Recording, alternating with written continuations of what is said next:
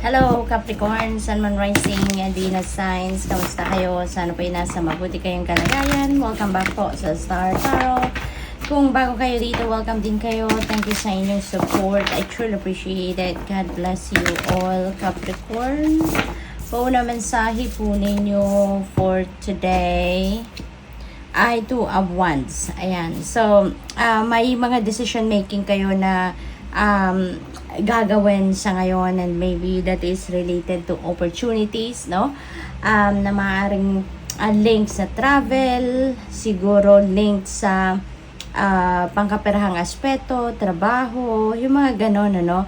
At maaaring iba yung options, or siguro maraming choices na pinagpipilian kayo sa ngayon, ano? Kaya parang nasa stage kayo wherein you're weighing things out, no? Kung ano yung mas beneficial sa'yo, kung ano yung best para sa'yo, yung ganon. We have the Magician. Napakaganda kasi you have that ngayon, you have that opportunity to do whatever it is that you want to do, kasi meron na kayong resources, yung kung ano mga kakailanganin ninyo dito para magawa ninyo ang mga bagay na to, kung ano man ang mga pinagpaplanuhan ninyo ay nandiyan dyan na. So wala na kayong rason para mag-hesitate pa, mag-procrastinate pa, kasi maaring nakikita nyo na, no? Malinaw na sa mata ninyo ngayon at sa isip ninyo na ito na yung time, right time para simulan nyo nang gawa ng mga bagay na ito, kasi nakikita nyo na nandiyan na yung mga kakailanganin ninyo, no? Siguro pera, mga tao naka-line up na, kumbaga, or kung ano pa, no, mga bagay na kakailanganin ninyo para ma-carry out ninyo yung mga mission ninyo sa ngayon, or kung ano man ang mga proyekto na iniisip ninyo. The support, no, nandiyan dyan na. Yung support system nandiyan dyan na. Yung ganon. We have Page of Swords. Ayan, meron kayong inaalam or gustong alamin, no?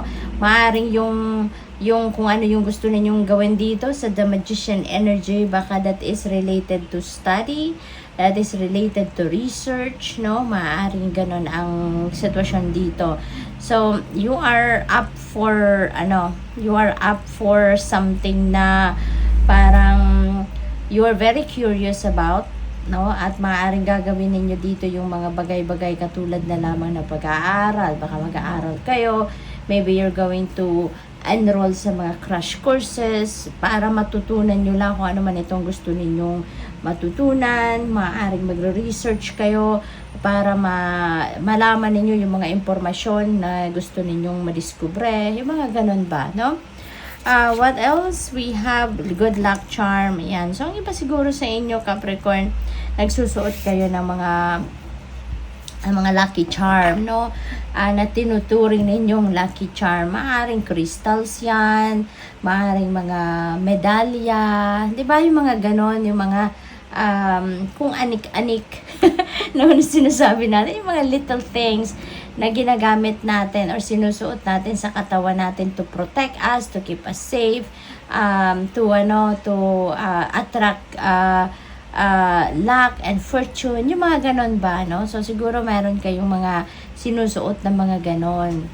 So what else? We have the Hermit. Ayan, there are some things that must be done on your own. Kaya maaaring yun ang ginagawa ninyo sa ngayon. Nagre-research kayo, nag-aaral kayo, dahil gusto ninyong mag-effort, no? On your own. Gusto ninyo na kayo mismong makadiskubre ng mga impormasyon na to, mga detalye na ito. Yung parang ganon, parang gusto ninyo munang solohin kung ano man ito. Proyekto man yan na gagawin ninyo or whatsoever. Gusto ninyong yung effort, no? Through your efforts muna yung gagawin ninyo. Kapag hindi nyo na siguro kaya, maybe mas marami na kayong kailangan pagtuunan ng pansin, so maybe magde-delegate kayo, no?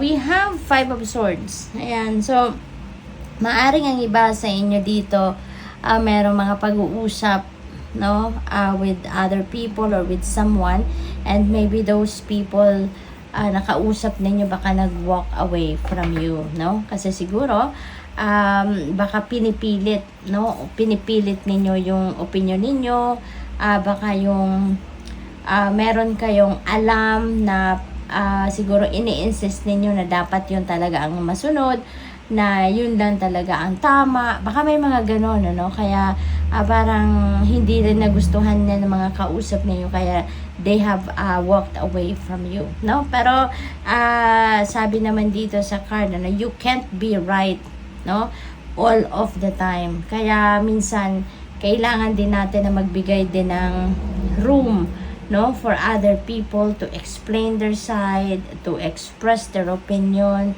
at mag-share din ng kung ano din ang alam nila. What else? We have Page of Cups. Ayan, so merong mga impormasyon, maraming detalye, no, ang maaaring ma-receive ninyo sa ngayon.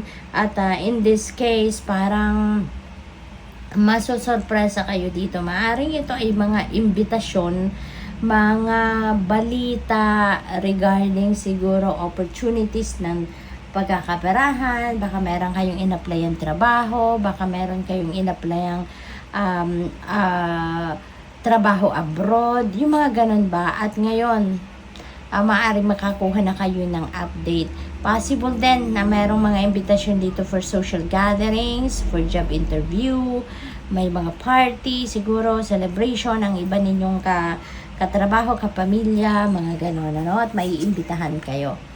We have Judgment energy. Sabi dito, all the signs say that you're exactly where you're supposed to be. So napakaganda kasi maybe humihingi kayo ng guidance, confirmation, diba, from the divine, kung nasa tamang daan kayo, kung tama ang naging decision ninyo, kung nasa right path kayo. And this could be the answer to that, na tama, no? Tama ang ano ninyo, ang naiisip ninyo, ang nararamdaman ninyo. You are on the right path.